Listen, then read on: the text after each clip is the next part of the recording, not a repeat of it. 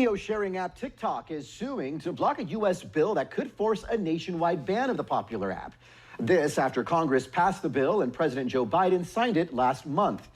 This challenge is setting up a historic legal fight. And joining me now to break down TikTok's argument is attorney and professor at the University of Michigan, Daniel Karen. Daniel, thank you for being with us. So the newly signed law, which was a result of security concerns about TikTok's links to China, requires TikTok's owner ByteDance to sell to an American company within a year or be banned. TikTok claiming this violates the First Amendment rights of its users. Why is that?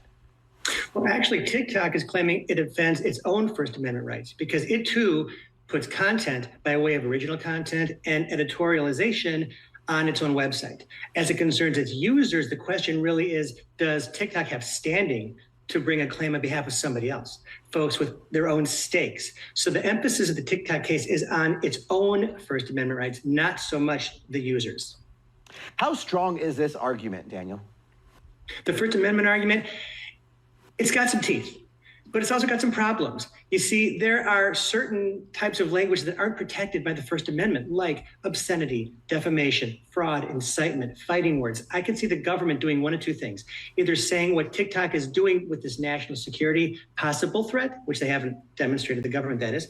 The government can say, hey, that invokes one of these unprotected categories. Or the government can say, listen, on account of public policy and the vibe of the times, we need the courts to create an altogether new exception to free speech, which would be national security.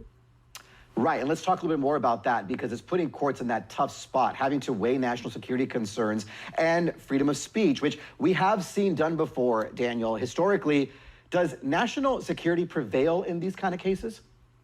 Well, national security is a big concern, obviously. And when you've got a bipartisan bill signed by the president, that's going to have some impact on the courts. I don't know that national security is one of the biggest concerns that the First Amendment has faced. It's not one of the traditional exceptions to the rule, but it may become one on account of what's happening now with the concerns over China. Concerns, by the way, TikTok claims the government hasn't empirically demonstrated. Daniel, let's talk about the users because as you see, this has really caused a lot of controversy, a lot of debate about this app. Should its users, 170 million in America, be concerned about TikTok going away?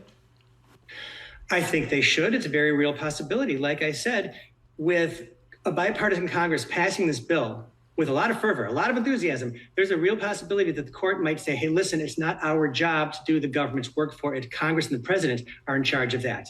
It's a real problem.